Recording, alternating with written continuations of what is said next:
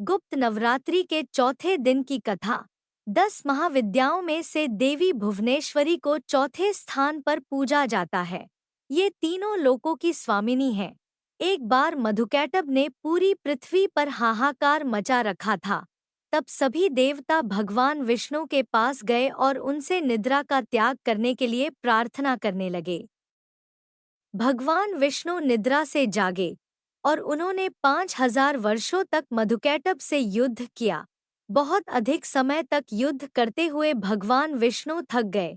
अंत में उन्होंने अपने अंतःकरण की शक्ति योगमाया आदि शक्ति से प्रार्थना की। तब देवी ने उन्हें आश्वस्त किया कि वे उन दोनों दैत्यों को अपनी माया से मोहित कर देंगी। माया से मोहित होकर दैत्य भगवान विष्णु से कहने लगे कि हमारा वध ऐसे स्थान पर करो जहाँ न ही जल हो और न ही स्थल। भगवान विष्णु ने दोनों दैत्यों को अपनी जंघा पर रखकर उन्होंने मधुकैटभ का वध किया। उसके बाद ब्रह्मा, विष्णु और महेश ने देवी आदि शक्ति महामाया की स्तुति की, जिससे प्रसन्न होकर आदि शक्ति ने ब्रह्मा जी को सृजन, विष्णु जी को पालन और शंकर जी को संहार के देव के रूप में चुना। ब्रह्मा जी ने देवी आदि शक्ति से प्रश्न किया कि अभी चारों ओर केवल जल ही जल है। देवी ने मुस्कुराते हुए एक सुंदर विमान को प्रकट किया और तीनों देवताओं को विमान पर बैठकर अद्भुत चमत्कार देखने का आग्रह किया गया।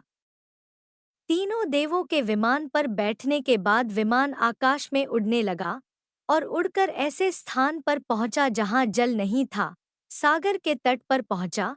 वहां का दृश्य बहुत सुंदर था और अनेक प्रकार के पुष्पों से शोभित था। तभी वहां देवों ने एक आसन पर एक दिव्य देवी को बैठे हुए देखा। देवी ने रक्त पुष्पों की माला और रक्तांबर धारण किए थे। वर, पाश, अंकुश और अभय मुद्रा धारण किए हुए देवी भुवनेश्वरी त्रिदेवों के सम्मुख प्रकट हुई। ये सब देखने के बाद भगवान विष्णु ने अपने अनुभव से शंकर तथा ब्रह्मा जी से कहा कि ये साक्षात देवी जगदम्बा महामाया है और इस जगत को चलाने वाली है।